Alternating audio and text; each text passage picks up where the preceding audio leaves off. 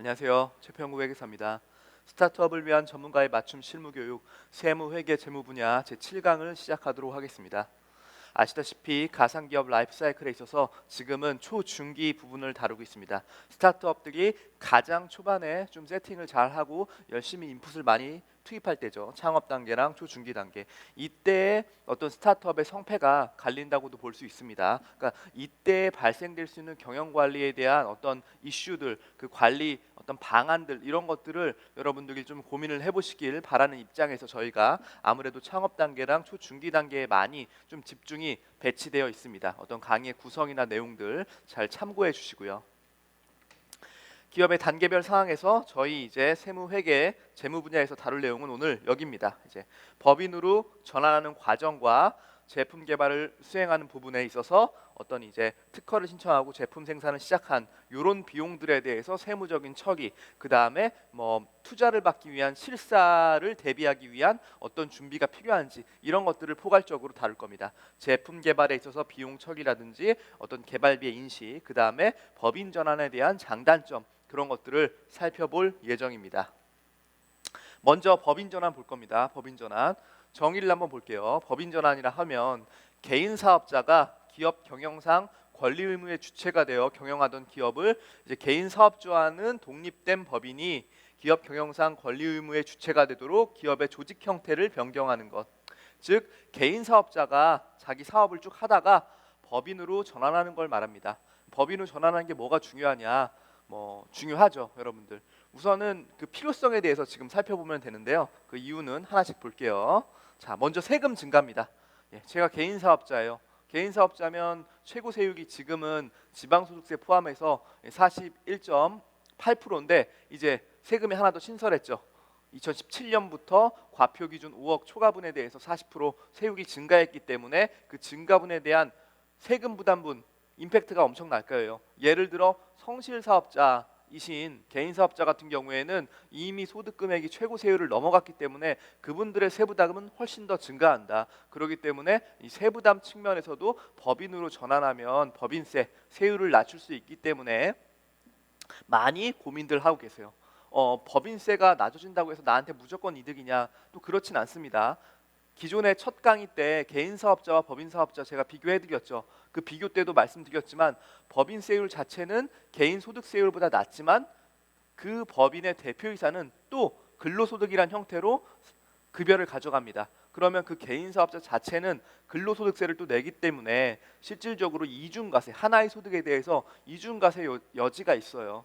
하지만 그렇게 하는 이유는 재투자를 위해서죠. 법인 단계에서 세금 내는 금액 자체가 너무 적고 사실상 우리가 이제 대표이사가 활동비 외에 뭐 생활비나 그런 것 이외에 어떤 가져가는 돈이 제한적이거나 적으면은 실제 남은 돈을 가지고 재투자를 한다는 거죠. 그래서 사업을 더욱더 키우고 발전시키고 뭐 유형 자산을 산다거나 아니면 뭐 부동산을 산다거나 재고를 더 많이 끌려 가지고 그 영업 주기를 더 빠르게 하거나 뭐 많이 돌린다거나 여러 가지 방법으로 회사의 어떤 CEO들은 자기의 사업을 성장시키고 싶어 합니다. 그렇기 때문에 법인으로 들어가는 주요 포인트가 될 수 있다. 비록 하나의 소득 원천에 대해서 이중과세가 될지언정 실제 개인으로 내기는 소득 자체의 규모를 줄인다면 법인에 남아있는 자금 여력이 더 커지기 때문에 그걸 가지고 비즈니스를 더욱더 할 수 있다는 장점이 있습니다. 그래서 이 세금 증가 측면에서 많이 고려가 됩니다. 세금을 줄이기 위해서 법인으로 전환한다고 볼 수 있죠.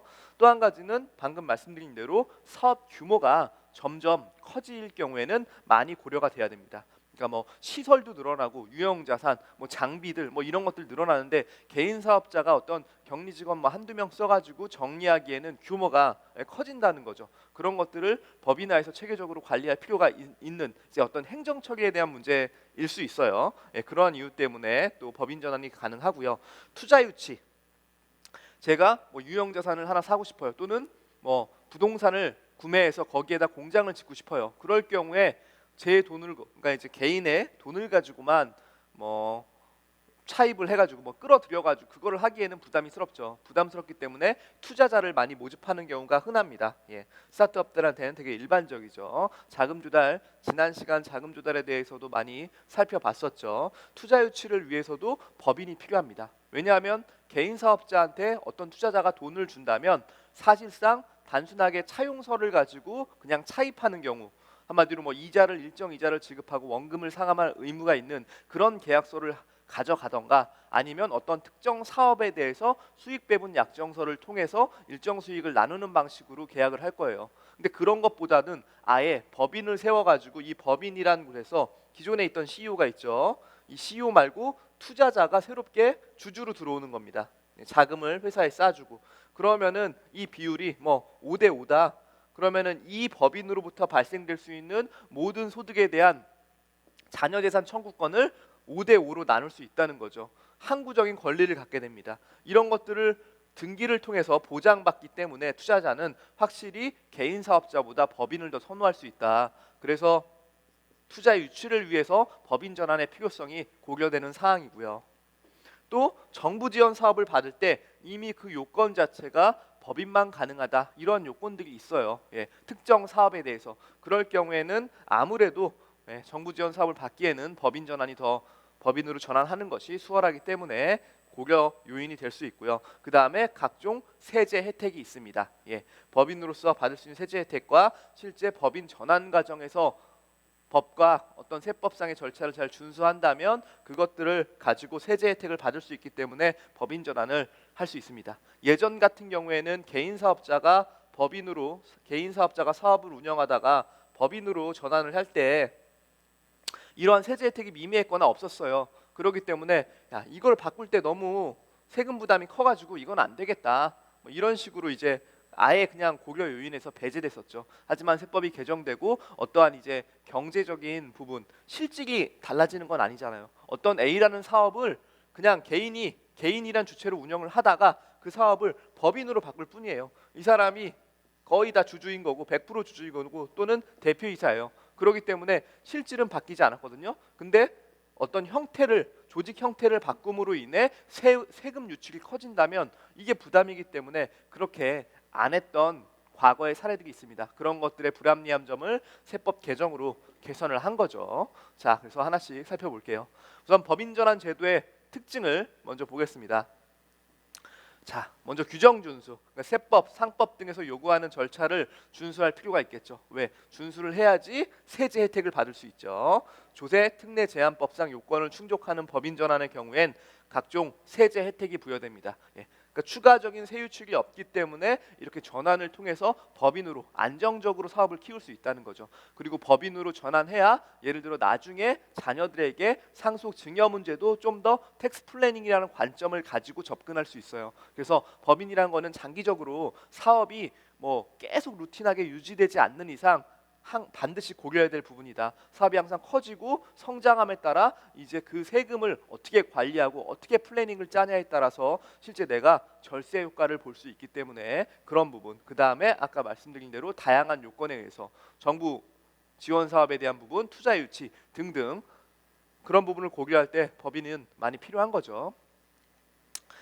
방금 말씀드린 내용이죠. 장기적 텍스 플래닝 또는 대외 신인도 상승, 법인 자체에 대해서 신인도를 좀 더 높게 쳐주는 실무적인 관행이 있어요. 그렇기 때문에 이 부분도 고려돼야 되는 거고요. 절세 효과 있고요. 사업 확장 등에 필요하다. 그래서 이러한 특징들을 갖고 있는 게 바로 법인 전환입니다. 그러니까 개인 사업자가 최고 세율 구간에 도달한 사업자이거나 아니면 성실 사업자인 경우에는 반드시 이런 얘기를 꼭 주변에 전문가들이 꼭 해드립니다. 법인 전환 고려하실 필요가 있겠네요. 이렇게 그러면서 장단점을 설명해 드리는데 이번 강의에서 한번 구체적으로 다뤄볼게요. 먼저 법인 전환의 종류를 살펴보면 조세특례제한법을 이제 만족하는 부분들이 있는데 만약에 만족했을 경우에 세제상 혜택이 뭐냐 이걸 볼 수 있어요. 개인 사업자가 갖고 있었던 토지, 건물, 공장, 부동산 이게 개인 명의로 되어 있는 거죠. 그거를 법인으로 넘겨. 법인 전환이란 말은 실제 그 소유권을 법인이란 실체로 이전시키는 거예요. 그러면은 그 등록된 자산의 이전이기 때문에 개인 입장에서는 양도소득세를 내야 되기 때문에 이게 세부담이 있었다는 거죠. 예전에는. 하지만 조세특례제한법상 그런 법인 전환 적격 요건을 충족한 법인 전환일 경우에는 양도소득세를 2월 과세한다. 2월 과세라는 건 아예 과세하지 않겠다는 게 아니라 과세 자체를 2월 넘겨 다음에 하겠다. 이 이월과세라는 말은 아예 양도소득세를 과세하지 않겠다는 게 아니라 나중에 과세하겠다. 지금 당장 세부담이 크기 때문에. 왜? 이 개인 사업자는 법인으로 넘어가고 그 법인 내에서 주기적으로 똑같은 이 부동산, 공장 등 이런 거를 가지고 사업을 할 텐데 여기서 세금이 팍 나가면 자금적으로 많이 불리해지잖아요. 유동성 위기가 올 수 있기 때문에 그런 부분들을 세법이 많이 감안해 주겠다는 거예요. 너 사업 열심히 해. 법인으로 바뀌더라도 개인에서 법인으로 가더라도 너 사업 열심히 해. 그런 식으로 많이 이제 혜택을 준다는 거죠. 또한 법인 입장에선 새롭게 자산을 취득하는 거기 때문에 그 자산이 취득세나 등록세를 내야 되는 자산일 수 있습니다. 부동산인 경우 그렇죠. 그럴 경우에 취등록세도 면제해 주겠다. 이런 얘기를 하는 게 바로 혜택입니다. 예. 추가적인 세금 유출 없이 개인 단계에서는 개인이 법인으로 자산을 넘기면서 개인 단계에서는 양도세가 발생하는데 이 양도세도 나중에 내 이렇게 얘기하는 거고요. 법인 단계에서는 취등록세가 발생하는데 취등록세도 야 내지 마 면제시켜 줄게. 이러한 양쪽 쌍방의 혜택을 준다는 게 바로 세제 혜택의 특징입니다. 이러한 방식에는 법인 전환을 하는 방식을 말씀드립니다. 이거는 바로 혜택이고요. 현물 출자 방식이 있고 그 다음에 사업 양수도 방식이 있습니다. 크게 보면 그렇습니다. 현물 출자 방식은 법인을 세움에 있어서 실제 이 자본의 항목 있잖아요. 자본. 여러분들 대차대조표, 재무상태표라고 불리는 이 일정 시점의 재무상태를 바라보는 재무보고서 있잖아요. 재무제표의 일종이죠. 여기 자산이 있고 여기 부채가 있고 그다음에 자산에서 부채 뺀 이 자본인데 이 자본이 일반적으로 현금이 들어가죠. 예. 현금이 들어가는데 우리는 현물로 출자 내보내겠다는 거예요. 현물로. 여기에 자본이라는 금액은 당연히 부동산 금액 돈으로 쓰여지겠지만 여기 자산에 내가 기존의 개인 사업자 명의로 갖고 있었던 부동산이 여기 이렇게 숫자로 꽂히는 거죠. 예. 근데 이 숫자를 평가를 하긴 해야겠죠. 예. 이게 과거에 샀던 개인 사업자 장부에 있던 부동산 숫자와 그대로 들어갈 수는 없거든요. 왜냐하면은 시세가 바뀌어서 가치가 달라지기 때문에 뭐 일반적으로 부동산의 가치는 좀 상승하는 편이죠. 그럴 경우에 이 부동산의 가치를 다시 한번 측정을 해야 되는데 어찌 됐건 돈을 쏘는 게 아니라 자본을 불입할 때, 자본을 납입할 때 이 회사의 주주, 그러니까 기존의 개인 사업자였죠. 개인 사업자의 대표가 돈을 쏘는 게 아니라 부동산, 현물로 지급한다. 현금이 아니라 현물로 출자하는 방식이다. 그래서 현물 출자 방식이라고 해요. 이런 방식이 있는 반면에 사업 양수도 방식이 있습니다. 법인과 개인 간에 어떤 개인이 갖고 있던 사업을 포괄적으로 양수도 양도하거나 얘는 이제 이 법인 입장에서는 양수하는 거고 개인 입장에서는 양도하는 거죠. 그렇게 사업을 양수도하는 계약을 체결하는 방식입니다. 이게 결과적으로 효과는 똑같죠. 개인의 어떤 사업체에 갖고 있었던 자산이나 그 사업체를 법인으로 이전하는 방식인데 앞에 같은 현물 출자의 방식은 법인을 세우는 동시에 그 부동산을 가지고 출자를 하는 경우고 사업 양수도 방식은 법인을 세워서 개인 사업자와 법인 사업자 간에 계약을 체결해서 그 사업 자체를 포괄적으로 이전하는 방식입니다. 예. 그래서 크게 두 가지라고 보시면 됩니다. 두 가지라고 보시면 되고 여기 중소기업 통합은 예를 들어 개인 사업자가 법인으로 넘어가는 방식을 두 개로 구분한 거고 요거 같은 경우에는 개인 사업자, 복수의 개인 사업자 1, 개인 사업자 2가 합쳐서 법인 1로 탄생한다. 이럴 경우를 말하고요. 또는 뭐 개인과 법인이 아예 통합해가지고 두 개가 하나의 또 다른 법인이 되는 경우, 이런 것들을 이제 중소기업 통합이라고 합니다. 이게 이제 세제상 동일한 혜택을 부여하는 방식입니다. 그러니까 얘와 얘는 개인 자체를 하나가 그냥 법인으로 가는 방식이고 여기 통합이라는 거는 기존의 개인 사업자가 법인으로 가는 거고 아니면 개인 사업자와 법인 사업자가 합쳐져서 법인 하나로 가는 방식이라고 보시면 됩니다. 주체가 두 개인 거죠. 이게 바로 이제 조세특례제한법상 요건을 충족하는 경우에 해당되는 방식이고 요것들은 이런 식으로 양도소득세, 이월과세, 취등록세 면제 등의 혜택이 있다. 근데 조세특례제한법이 아닌 일반 법인 전환인 경우에는 아시다시피 뭐 약간 쉽고 간편합니다. 대신 조세 혜택이 없죠. 요런 경우 같은 경우에는 이렇게 부동산 등을 소유하지 않는 소규모 제조업자 등 이런 경우에 개인 사업자가 주로 이용하는 방식입니다. 즉 뭐 없어요. 내가 굳이 여기 보시면은 부동산을 소유하는 경우가 보통 이런 고민을 많이 하거든요. 부동산. 왜냐하면 부동산은 등록된 자산이고 그 등록된 자산이 개인 사업자 본인의 명의로 되어 있는 거예요. 근데 세금 부담이 계속 늘어나는데 내가 계속 이 내 명의로 사업을 하게 되면 이게 다 나의 어떤 이제 소득 또는 나의 어떤 수익과 비용으로 귀속되기 때문에 부담이 되는 거거든요. 근데 법인으로 넘어갈 때 등록된 자산을 이전할 때 발생될 수 있는 양도소득세라든지 취등록세 문제를 좀 많이 세법상 혜택을 주고자 만든 제도이고요. 사실상 내가 그러한 부동산이 없다. 그러면은 일반 그냥 법인 전환을 고려해 볼 수 있습니다. 예를 들어 제가 개인 사업자고 유통업을 하는 거예요. 유통업. 그러면 개인 사업자 명의로 재고가 많겠죠. 예, 재고가 많겠죠. 그럼 재고가 다 소진될 때까지 그냥 이 사업을 계속 하는 겁니다. 그러다가 별도로 신규 법인을 하나 세워요. 새로. 예, 그래서 여기에다가 모든 사업을 다시 담는 거죠.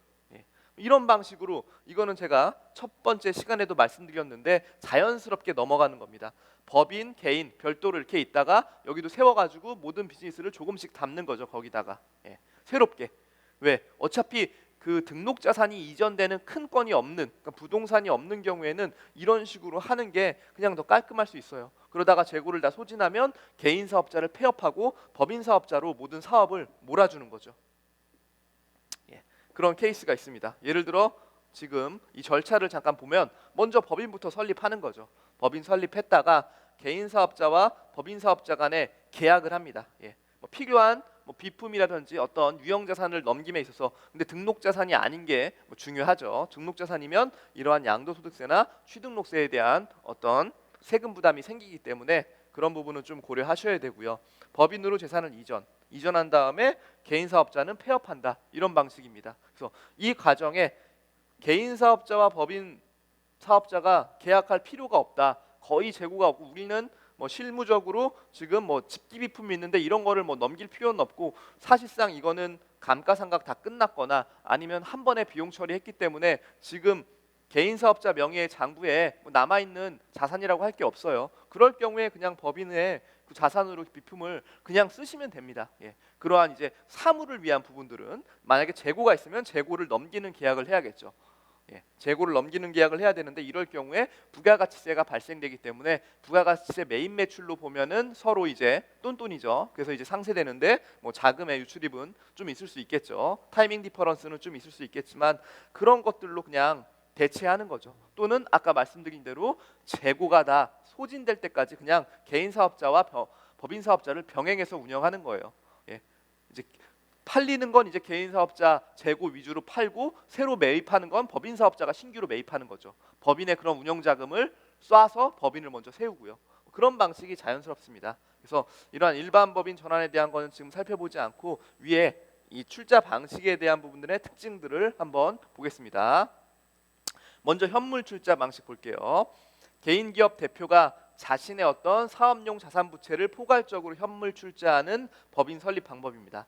여기서 중요한 건 자산만 보내는 게 아니라 부채를 포괄적으로 현물 출자하는 거예요.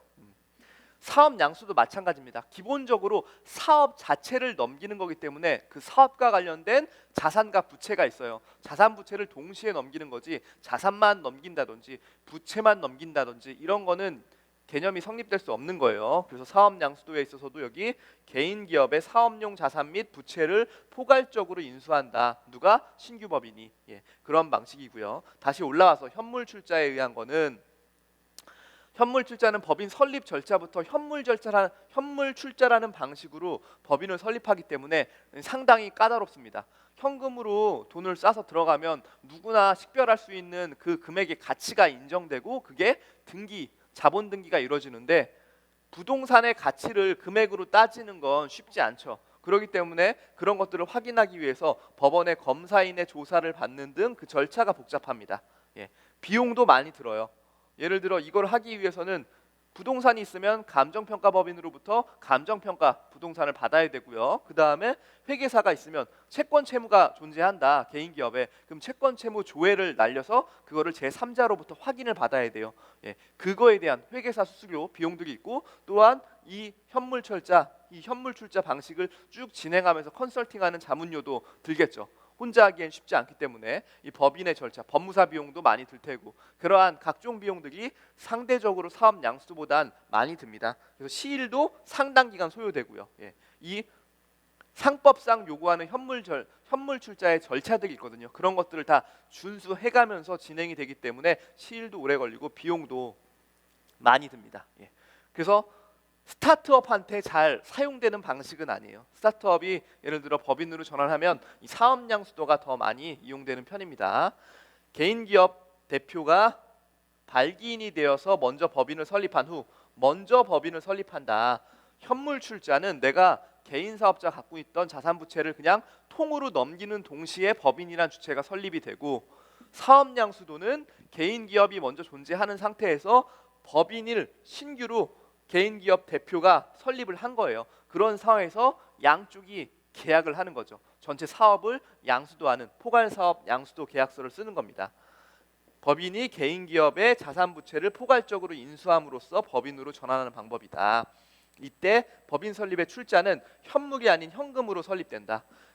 법인을 설립할 때 현물로 출자되는 것이 현물 출자 방식이고, 현금으로 설립된 게 이제 사업 양수도 방식입니다. 그런 차이가 있고 좀 더 심플합니다. 사업 양수도를 포괄적으로 이렇게 방식을 취할 경우에는 부가가치세가 과세되지 않습니다.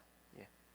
부가가치세, 아시다시피 부가가치세는 저희가 살펴봤었죠. 메인 매출의 양쪽으로 발생하는데, 양쪽으로 발생하지만 타이밍 디퍼런스, 시차가 좀 있기 때문에 현금 유출이 먼저 일어나고 나중에 매입하는 법인 쪽에서 그 환급이나 아니면은 실제 세금 낼 때 매입세액으로 빠질 텐데, 실제 그러한 것들, 이 금액이 꽤 클 수 있단 말이죠.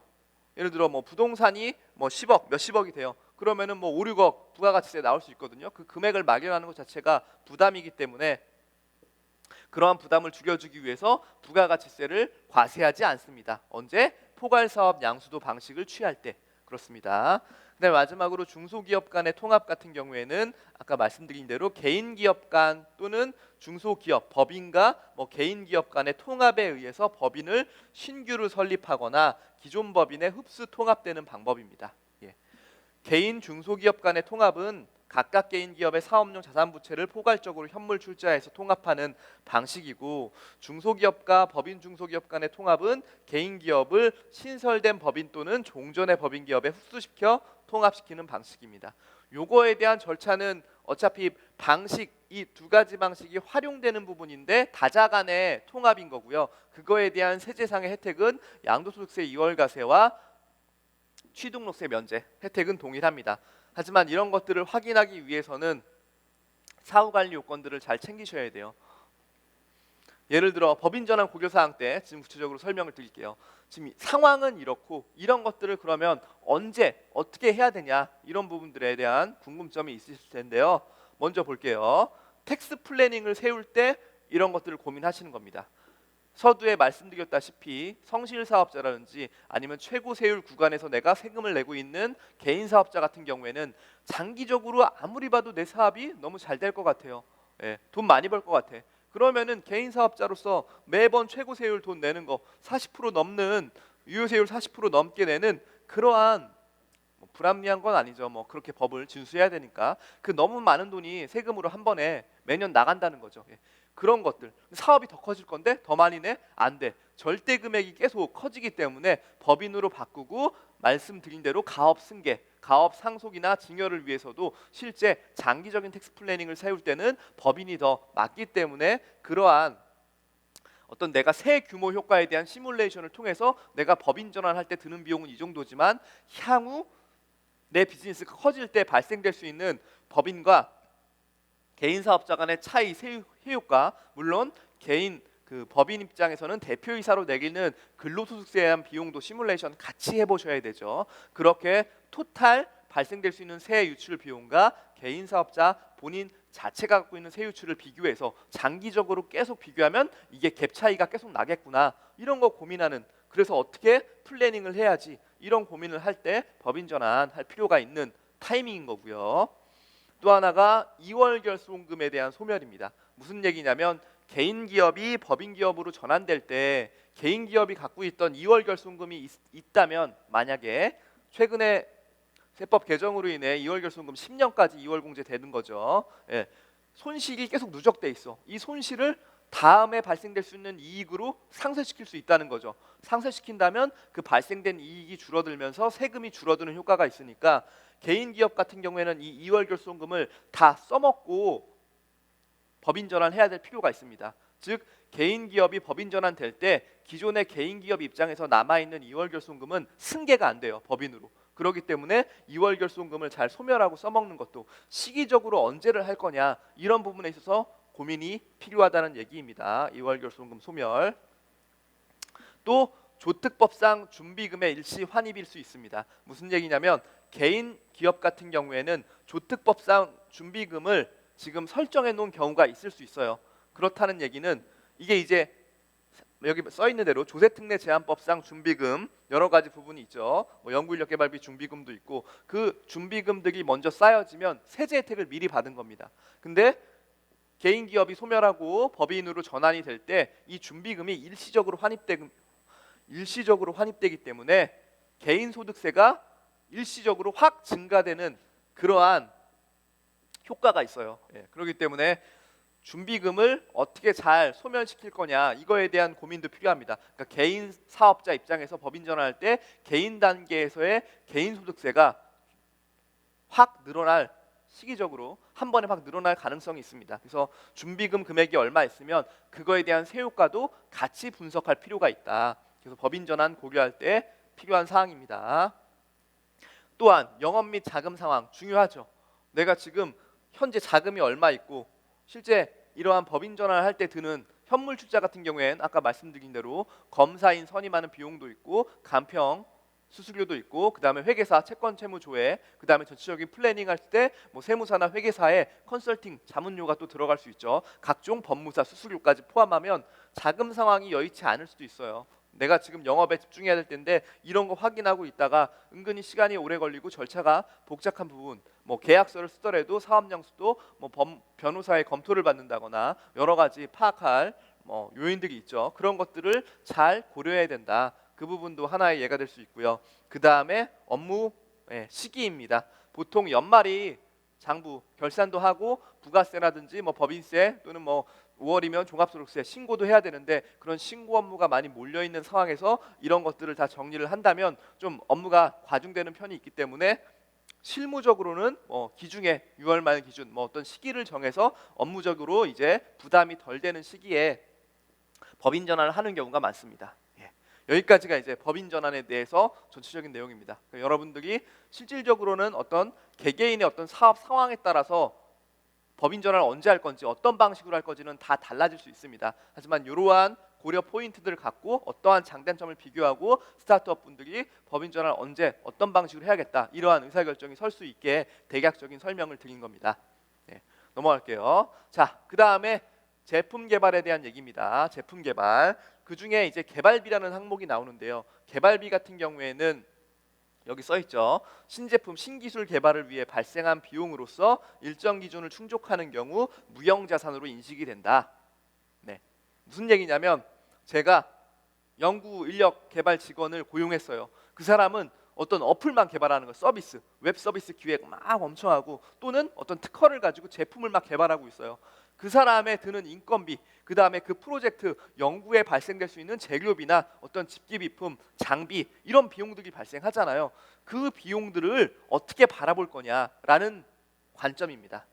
그래서 그 비용이 일정 기준을 충족하면 자산으로 인식되겠다, 그런 얘기거든요. 자산, 무형자산. 왜? 눈에 보이진 않죠. 이미 내가 그 연구를 해서 그 사람의 인건비, 교재비 이런 걸로 다 비용 지출이 된 상황인 것들이에요. 그런 걸 가지고 자산으로 인식하려고 하면 사실상 쉽지 않기 때문에 그러한 일정 기준을 충족해야 된다. 그게 바로 개발비입니다.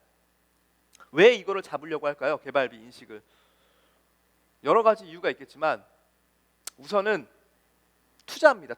투자 유치. 이게 가장 중요해요. 투자 유치 또는 뭐 융자, 차입, 자금적인 측면에서 이런 부분이 중요하거든요. 이제 사업을 운영하다 보면 사실상 이거는 무형 자산으로 인식하는 게 아니라 비용 처리, 그냥 세금을 줄이는 비용 처리를 해서 세금을 줄이는 게 훨씬 나을 수도 있어요. 이걸 자산으로 인식하는 순간 내가 비용을 인식 안 하겠다는 거거든요. 비용 처리로 실제 세금을 줄이는 행위를 하지 않겠다. 무형 자산으로 내가 자산성이 있다고 들고 있겠다. 이러한 뜻이거든요. 무형 자산과 비용은 서로 대립되는 구도이거든요. 그래서 비용으로 인식을 왜 안 해? 세금 죽일 수 있는데 그 이유는 비용이 계속 이 개발비 같은 경우에는 하루아침에 어떤 신제품이 개발되는 게 아니기 때문에 비용을 많이 잡아먹어요. 그럼 비용이 되게 높아지면 재무제표, 손익계산서 측면에서의 어떤 이익 측면에서 손실을 발생시킬 가능성이 커지는 거죠. 손실이 난다? 그럼 뭐예요? 야, 이 회사 잘못하고 있는 거 아니야? 이런 식의 시그널을 줄 수 있다는 거죠. 누구한테? 투자자로부터 또는 융자를 하는 금융기관한테. 그러니까 금융기관이 항상 돈을 이제 빌려주려고 할 때 항상 요구하는 게 재무제표 갖다 주세요. 그런 얘기 하거든요. 재무제표 안에 손익계산서가 있기 때문에 Profit and Loss, 뭐 약자로 PL이라고 부르는데 이 손익계산서에 항상 당기 순손실이 써 있다. 당기 순손실, 당기 순손실이 써 있으면 야, 이 회사 사업 못하는 회사 아니야? 맨날 이렇게 손실이 나. 이렇게 해석될 수 있다는 거죠. 재무제표가 즉 이뻐 보이지 않는다. 그렇기 때문에 나는 너한테 돈을 꺼줄 수도 없고 투자자 입장에서도 야, 이거 뭐냐? 너 사업 못하네. 근데 뭘 믿고 내가 너한테 투자해? 이런 의구심이 들 수 있다는 거죠. 그래서 스타트업들의 CEO들은 이 무형자산 잡는 거를 은근히 좋아하세요. 하지만 회계사 실사가 나오면 회계사가 나와서 실사를 합니다. 뭐 때문에? 투자자가 투자하기 전에 그 회사의 어떤 구체적인 정보를 받으려고 물론 기본적인 재무제표 정보를 받지만 그거를 다시 한번 확인하기 위해서 회계사 실사를 투입하는 경우가 있습니다. 투입되면 회계사는 자산성을 충족시키지 못한 개발비, 무형자산으로 기본적으로 인식된 개발비에 대해서 다 깝니다.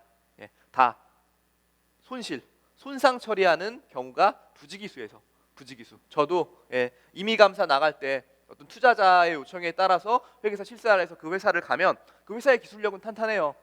뭐 이제까지 많이는 했고 하지만 매출이 아직 안 나고 있어. 왜? 기술 개발이 아직 완료가 안 됐고 시장에 너무 앞서가는 기술이야. 다양한 요인에 의해서 아직 당장 뭔가 일어나는 건 없거든요. 그러면 비용은 계속 발생돼요. 투자자로부터 돈을 받고 추가 투자를 위해서 또 그 실사를 대응할 때 있어서 그 CEO 입장에서는 내가 이거를 난 자산성이 있다. 내가 이 정도 가치, 이 연구를 통해 이러한 결과들을 계속 축적하고 누적하고 있었다. 이거는 시장을 압도하고 선도하는 기술이다. 이런 것들을 자산성으로 뭔가 인식받고 싶어요. 하지만 실제 여기 요건에 해당되지 않기 때문에 회계사들은 다 까내는 실사를 하기도 합니다. 그래서 이 일정 요건을 충족한다는 게 뭐냐면 식별 가능, 통제 가능, 미래 경제적 효익이 있어야 됩니다. 그러니까 누가 보더라도 이제 식별 가능하다. 이 개발비가 다른 거와 구분된다. 그 다음에 통제 가능. 내가 실제로 이 발생된 비용에 대해서 나의 주체, 법인의 어떤 주체에 의해서 통제가 가능하다는 거고 결과적으로 이 개발비가 돈을 벌 수 있을 것이냐 이런 것들을 판단한다는 거죠. 이런 것들을. 그래서 개발비가 내부적으로 창출한 무형자산의 대표적인 예입니다. 즉 내부적으로.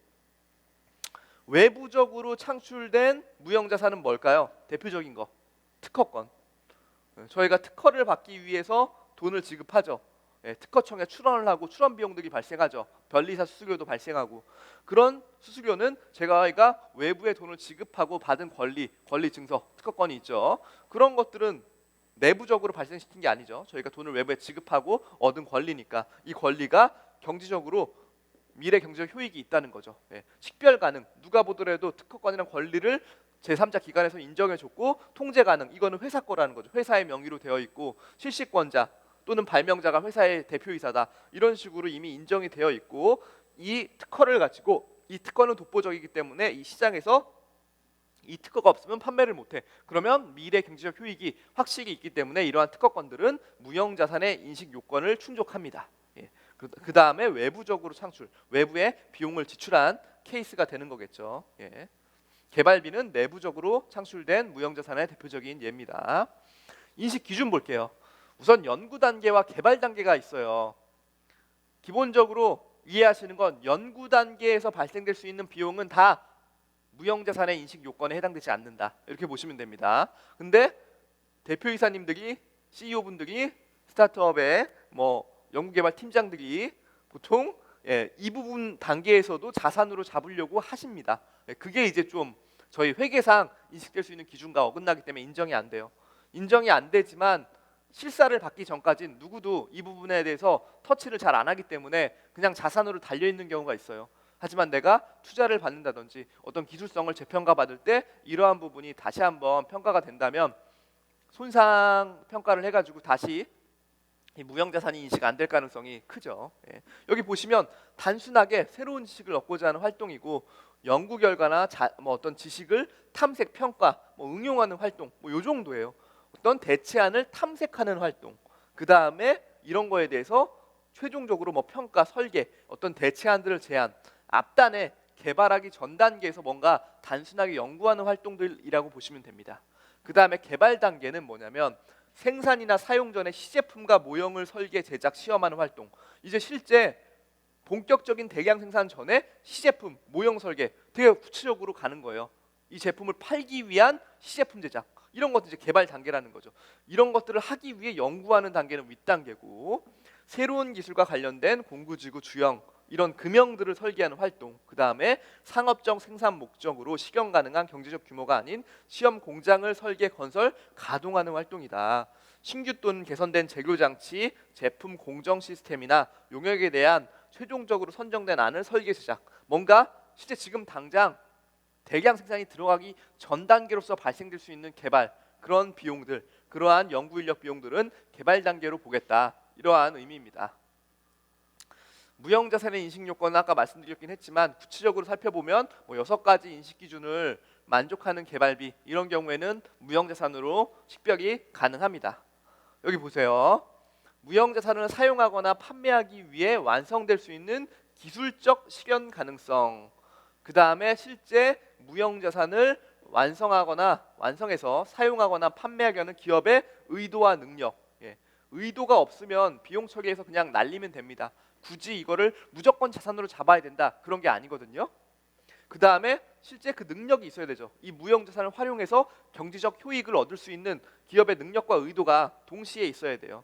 또한 무형자산 자체를 거래하는 시장이 존재할 수 있음을 제시할 수 있어야 되고 내부적으로 사용할 것이라면 그 유용성을 제시해야 된다. 이 무형자산을 통해서 우리가 어떠한 경제적 부가가치를 낼 수 있냐, 그런 것들이 어떻게 보면 객관성을 가지고 입증될 필요가 있다라고 보시면 되고요. 무형자산의 개발을 완료하고 그것을 판매하거나 사용하는 데 필요한 기술적, 재정적 자원 등의 입수 가능성이 또 있어야 되고 이 개발 과정에서 발생된 지출이 신뢰성 있게 측정돼야 된다. 개발 과정과 직접적으로 관련될 수 있는 비용들이 신뢰성 있게 측정돼서 그 비용들이 자산으로 인식될 수 있는지 금액적 정확성을 파악해야 된다라고 보시면 됩니다.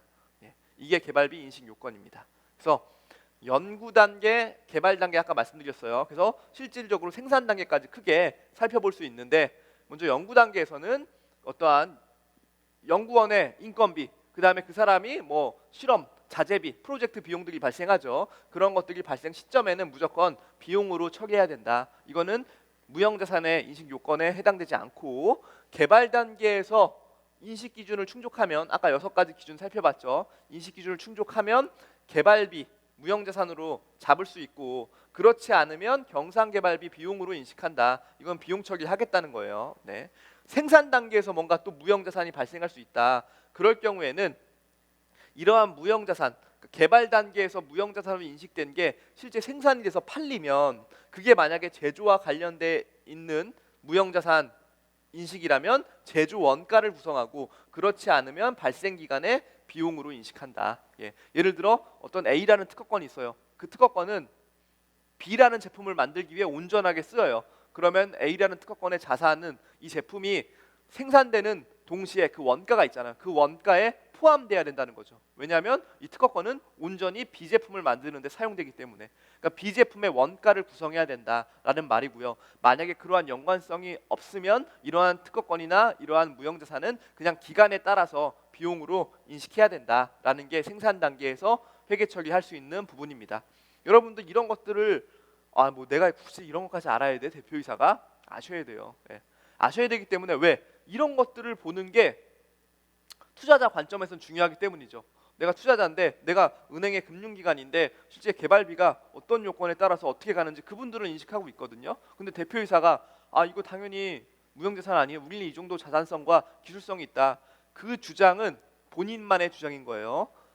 대표이사 말고 금융기관과 투자자들은 누구나 다 알 수 있는 회계 기준에 따라서 그것들을 평가하고 인식하는 거죠. 예, 그게 숫자로 보여주고 실현 가능성이 있는 것들만 이렇게 자산으로 인식되니까 그런 요건을 충족하지 않았는데도 본인의 주장에 따라 잡으면은 그거는 이미 대화가 안 되는 거예요. 예, 약속된 기준에 따라서 움직이고 그거에 맞게 우리가 투자자나 금융기관, 그러니까 어찌 됐건 다 돈이잖아요. 돈을 끌어당김에 있어서 이러한 내용들은 스타트업 CEO는 기본적으로 인식을 하고 계셔야 됩니다. 정리를 하자면 연구비, 경상개발비, 개발비 이렇게 있는데 연구 활동과 관련된 비용은 단순하게 그냥 비용 처리하는 거고 개별 활동과 관련된 비용으로 개발비 인식 기준을 충족하지 못하는 게 경상개발비입니다. 그러니까 이건 개발 단계에서 발생될 수 있는 개발비 인식 요건을 충족시키지 못하는 거예요. 그럴 경우에는 그냥 비용 처리되는 거고 실제 개발비는 개발 활동과 관련된 비용으로 인식 기준을 충족하면은 무형자산으로 계상해서 상각하고 제조 원가나 판매 관리비로 비용 처리된다. 예, 이게 바로 회계 처리에 대한 관점은 굳이 이해하시지 않으셔도 상관없겠지만 이렇게 쓰는 이 연구비, 경상개발비 이것 중에 어떤 게 자산성 요건들이 충족되냐 이런 것들은 어느 정도 인지를 하고 계셔야 된다는 얘기입니다. 이러한 개발비가 왜 중요하냐? 우리나라는 이 개발비에 대해서 어떤 이제 연구, 장려 이런 것들을 하고 있어요. 아시다시피 땅덩이도 조그맣고 인구도 적은 이 나라에서 기술 개발이 어떻게 보면 정부 지상 과제고 우리 경제를 발전시킬 수 있는 핵심 요소이기 때문에 이런 것들을 장려하고 있어요. 세법상 혜택을 주면서. 예, 그렇습니다. 그래서 세법상 혜택을 주는 연구인력 개발비가 크게 세 가지 종류가 있는데요. 먼저 신성장동력 연구개발비는 이런 거예요. LED, 그린 수송 시스템, 로봇 응용, 바이오, 제약, 의료기기, 신소재나 신소재 나노융합, 재생에너지 등등 11개 분야. 일반적인 스타트업과 조금은 거리가 있는 부분입니다. 왜냐하면 기술적으로 많이 이게 신기술이고 이런 것들은 보통 정부의 제대로 된 육성 사업이라서 대기업들이 많이 하는 거죠. 예. 처음부터 우리가 이 정도 어떤 업력과 어떤 업무 경험과 자본과 여러 가지가 있으면 이 사업에 뛰어들어서 할 수 있겠지만 어찌 됐건 지금 당장 저희가 이 비즈니스를 하려는 분들의 대상으로 하는 수업은 아니기 때문에 우선 이런 게 있다라 정도만 말씀을 드리는 거예요. 또한 원천기술연구개발비라는 항목으로서 금속, 섬유, 에너지 효율 향상, 온실가스, 자원, 전력, 원자력 등 우주 18개 분야 이런 분야에서 발생될 수 있는 연구인력 개발비를 실제 세액공제 해주겠다는 거예요. 너희들이 세금을 깎아줄게 이런 거 열심히 하면 왜? 이게 국가 발전에 기여하는 사업들이다 라고 보기 때문에 그렇죠. 그래서 이것들을 지금 우리는 다루진 않습니다. 우리는 지금 마지막 일반 연구인력 개발비를 지금 살펴볼 거예요. 조특법 시행령 별표 6에 따른 비용을 의미한다. 요거를 좀 구체적으로 살펴볼게요. 여기는 좀 특수한 경우에 해당되는 연구인력 개발비 세액공제입니다. 자, 요걸 살펴볼게요. 자, 세액공제 둘 중 큰 겁니다. 예, 연구인력 개발비 세액공제 1번과 2번 중에 하나인데 총 발생액에 대한 세액공제예요. 총 발생액. 예를 들어 세법에서 요구하는 요건을 다 충족한 인력개발비, 연구인력개발비의 25% 중소기업 기준입니다. 이 비율은 기업별로, 기업 규모별로 좀 달라요. 중소기업 같은 경우에는 예를 들어 내가 100이라는 돈을 썼으면 25는 세금으로 깎아준다는 거예요. 25. 이거 엄청난 혜택입니다. 예. 25는 세금으로 깎아주겠다. 예를 들어 내가 낼 세금이 50이 있었다. 근데 이 비용과 관련해서 연구인력개발비로 100을 지출했으면 100의 25%인 25를 50에서 까준다는 거예요. 그러면 나는 25만 돈을 내면 되겠죠. 네, 둘 중 큰 거기 때문에 발생액이 있고 그 다음에 증가 발생액에 대한 세액공제. 이건 뭐냐면 여기 보시다시피 당해년도의 연구인력 개발비 비용이 당해인력 이번에 발생될 수 있는 그 비용이 직전 과세년도를 뺐어요. 훨씬 더 많이 발생한 거죠. 훨씬 더 많이. 그러니까 예를 들어 올해는 150의 연구인력 개발비가 발생했고 그 다음에 작년도에는 뭐 예를 들어 80의 비용 지출이 있었어요. 그러면 70이죠. 예. 70에 곱하기 40%. 예, 40%. 중소기업은 50%네요. 중소기업이라 하면은 여기 50%라고 하면 35를 세액공제 해준다는 거죠. 이게 이제 35인 거고 2번은 여기는 만약에 당해인력, 당해인력은 150을 썼죠. 150을 썼으니까 이거는 얼마예요? 75, 30. 그러니까 75, 30 이렇게 해서 비용들이 나오죠. 05. 그 다음에 어디죠? 030. 결과적으로는 이렇게 비교를 해가지고 금액을 나누는 겁니다. 더 큰 금액으로. 그래서 세액공제의 효과를 살펴봐서 더 유리한 쪽으로 살펴보시면 됩니다. 이 세액공제를 받기 위한 비용, 아까 말씀드린 대로 별표 6이라고 했죠. 별표 6. 여기 별표 6에 따른 비용인데 보시면 기업부설연구소 설립이 필요합니다. 기업부설연구소 설립. 요게 일반적으로 우리가 하는 방식이에요. 여러분들 스타트업 하시는 분들 다 뭐 중소기업 컨설팅 뭐 이렇게 해가지고 뭐 약간 미팅을 해보신 경험이 있으실 수도 있어요. 그러면은 기업부설연구소 설립하셔야 됩니다. 왜? 세제 혜택이 있습니다. 뭐 이런 얘기 합니다. 실제 근데 이 요건에 충족되는 개발 전담 부서를 갖추고 계셔야 돼요. 그 개발 전담 부서에서 발생될 수 있는 비용들이 이 연구인력 개발비 세액공제 대상인 거죠. 어떻게 할 거냐? 기업부설연구소 설립 요건이 있습니다. 먼저 세 가지 물적 구분, 물적 요인으로 따지면 세 가지가 있는데요. 다른 부서와 구분이 돼야 돼요. 기업부설연구소를 세운다. 그 안에 발생될 수 있는 비용들은 연구인력 개발비 세액공제 받을 수 있다. 그런 컨셉이기 때문에 이 세우는 요건들에 대해서 살펴보는 겁니다. 다른 부서와 구분이 돼 있다. 칸막이 또는 벽면 등으로 구분된 독립된 공간 필요하고 그 다음에 충분한 공간 확보가 필요합니다. 왜? 실제 진짜 실사를 와서 이런 것들을 살펴봐요. 공간이 확보돼 있냐, 독립적으로 구분이 돼 있냐, 출입문은 있냐. 만약에 출입문이 없으면은 칸막이나 벽면에 어떤 연구소 현판을 부착해서 확실히 구분이 가능해야 된다. 이런 걸 보는 게 물적 요건입니다. 인적 요건은 뭐 자연과 공학에서 학사 이상, 뭐 누구 이상 결과적으로 연구 인력을 할 만한 사람들의 요건을 충족하냐 이런 겁니다. 뭐 구체적인 요건들은 실제 인터넷을 서치하시면 잘 나와 있거든요. 그래서 인적 요건은 이런 사람들에 해당된다. 그래서 마이스터고 특성하고 이런 졸업자들도 어떤 경력이 돼 있으면 할 수 있고 그 다음에 뭐 예를 들어 전담 연구 요원 수도 이렇게 정해져 있습니다. 그래서 어떤 기업별로 전담 연구 요원이 있으면 요것들에 해당돼서 기업부설 연구소 안에서 발생될 수 있는 그런 비용들은 세액공제가 가능합니다. 설립 절차를 살펴보면 마지막으로 기업부설 연구소 설립을 하면 아까 말씀드린 대로 물적, 인적 요건을 다 시키고 나서 이러한 신고를 합니다.